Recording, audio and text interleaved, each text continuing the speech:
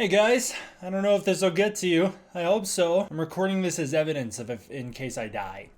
Like a lightning bolt just so huge hit right above my house that it caused all the lights in my room to flicker and my computer to go and like totally glitch out. So maybe I'm gonna get exploded while recording this. I don't know.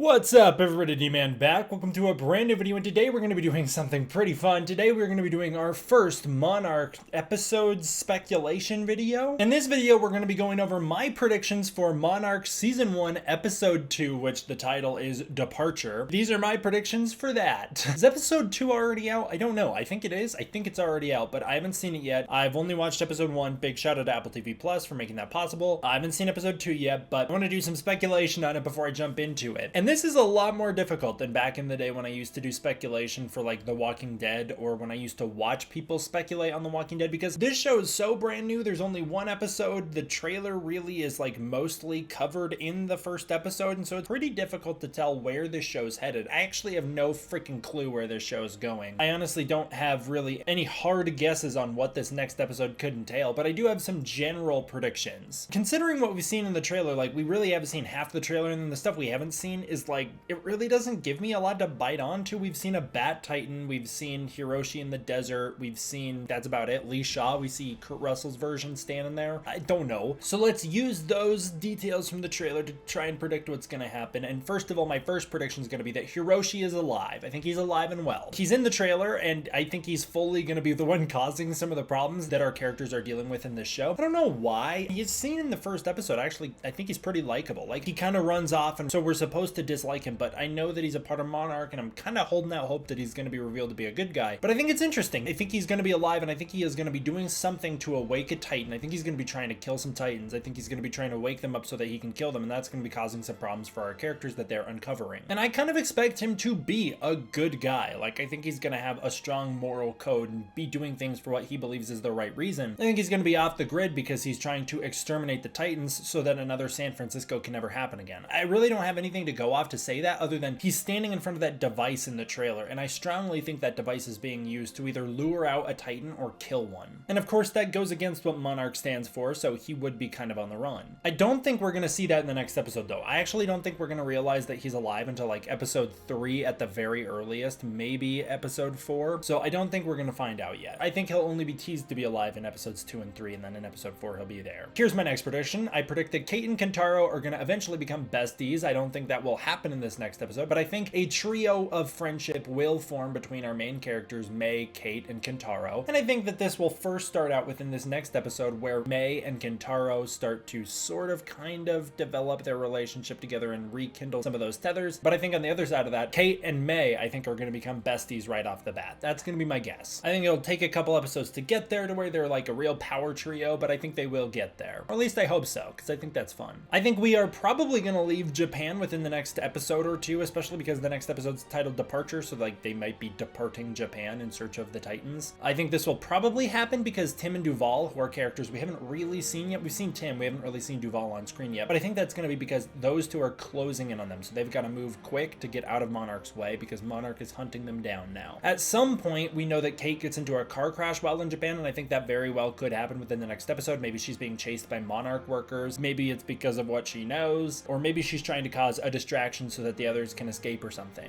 Also, I think I understand, or maybe I'm just trying to come up with a way to explain what could be a plot hole. I think Shaw is the one who got alerted that Randa's files had been activated, and in return, he blocked the signal that they were going through to in order to stop Monarch from finding out where they were coming from, because Monarch specifically states that the signal was blocked from going through to them and someone clearly knew what they were doing, and I think probably Lee Shaw saw the signal going through, blocked it from Monarch, and is now going to basically pinpoint who was the one one who did it. He pinged them. He's going to track them down, and I think Lee Shaw is going to be the one who makes contact with the trio within the next episode. I think he's going to approach them. I think he's eventually, not in the next episode, but eventually going to get himself arrested on purpose, that's going to be my guess, by Monarch in order to let the others get away, and he is going to take the fall for opening Randa's file. Of course, Monarch wants him. We know that from the plot synopsis. He defected from Monarch. Monarch wants him back because they're afraid of what he knows. We also know that he's put in an interrogation room in Monarch, and he's forced to relive old memories. So I think he very well could take the fall for opening Randa's file. I think he's probably looking for Hiroshi, and he just happens to stumble upon Kate and Kentaro. I think we will almost certainly within this next episode return to G-Day +3, where we last left off in San Francisco. So I think we are going to be revisiting that relief camp, especially because we see more San Francisco aftermath in the trailer. Not only that, but because we also know that there was a scene shot between Kate and her mother at the relief camp during the actual set filming, so I very well think we will see that in the next episode. That's going to be a way to introduce Kate's mother as well, and I think that could even be like one of the first scenes in the next episode. As for the plotline in the past, so that's the plotline in the present, what I think is going to be happening with them, but what about the characters in the past? Well, it's really difficult to say. It's hard to say because I don't think we're going to be following through on the past in a chronological order. I think we're going to jump back in time before Kiyiko's death. In fact, I don't think we'll see the effects of her death unpacked until at least episode 3 or 4, most likely during Shaw's monologues and backstory when he's in jail or being interrogated by Monarch. I think Kurt Russell will be the one to tell us how things evolved from there and how his relationship with Randa went after that situation. I think we will be seeing Monarch run some tests and look for some Mutos, which is a very vague guess because it's hard to say where we're headed. I think Monarch's going to do some more monarchy stuff in the past, and I think eventually this will point our past trio of Randa, Shaw, and Keiko in the direction of a monster island that we see them visit in the trailer. Or at least I think it's them visiting that island in the trailer. We see somebody visit a monster island in the trailer, and I think it's going to be them. I believe in the next episode we will probably see the love plot with Shaw and Keiko. That will probably be filled out more because I think we're going to be jumping back in time before Randa was with her. And I only say this because if you want us to invest in the love triangle, well, now we've seen Randa's perspective of it and we've seen how she dies. Now that we know she dies and that they're both there to witness it, what if we jump back to see how Shaw interacted with her and we see that love triangle kind of develop so that we understand why it's so tragic for him as well? Could be good stuff, man. I'm also realizing now, Shaw isn't technically part of Monarch, is he? I mean, he's working with Monarch, but he's a soldier. He's not a Monarch scientist. Maybe he's just like an early days G-team before there was such a thing. He was just a soldier who was in Monarch basically as a hired gun to protect the scientists. So him defecting could also be like him defecting from the military and going off the grid as well. I also think by episode 3, probably not this one, but probably in episode 3, we will encounter that bat kaiju that we saw in Randa's files and in the trailer. This, I believe, is on the island that is, I'm thinking, Skull Island. And I actually think because we've already seen the crab titan, which turned out to be just a giant trapdoor crab, fight the mother longlegs in the trailer, I'm thinking it's entirely possible that that bat kaiju, the only other monster we saw in the trailer for this show, could eventually grow up to become whatever Godzilla fights at the end of this series. And I do think Godzilla is going to do a big battle with an opponent at the end of this show. So as for the Titans themselves, I actually don't think we're going to see any in the next episode. I think we're going to get teasers to them. I don't think we're going to see any of them. When I think we'll see the Titans next is probably episode 3. If I had to get some early episode 3 predictions out based on this first episode and just based on what I'm assuming the story structure of this series to be, I think Shaw's going to get captured by Monarch at the end of episode 2 or maybe in episode 3. He's then going to be taken back to Monarch headquarters. They're going to play him old Randa archival recordings, which look to be taken from his like 1930s styled camera he brought with him to Skull Island. I think this episode is going to take us back to 1954 in episode 3, and that's when we'll see the nuclear test used against Godzilla from Shaw's perspective. I also think it could be revealed that most, if not all, of the entire opening sequence of Godzilla 2014 was taken from Randa. Randa was the one who filmed a lot of that footage. I think that could be a cool reveal. I also think episode 3 will probably reveal at the very end of the episode that they have a ping to Hiroshi and they know where he is and they're starting to figure out that he's alive, if not knowing it's him already. And I think that's probably when they'll find that ping to Africa. I think that's going to happen in about episode 3, and then they'll be trying to get to Africa because we know there's map coordinates leading to Morocco, and we also know that there's some people that appear in a desert, like Kurt Russell's character and Hiroshi, and I think that will probably go down in episode 4 or 5. I also think in episode 4 we will see Randa's story returned to, with them going to the island that the kaiju is on and the ship. That'll probably be like an episode 4 thing, maybe an episode 3 thing, I don't really know, but I think that's when we're going to return back to Randa as our lead protagonist in the past. All those predictions are like wildly unfounded based on just some minimal evidence I've seen in the trailers, but there you go.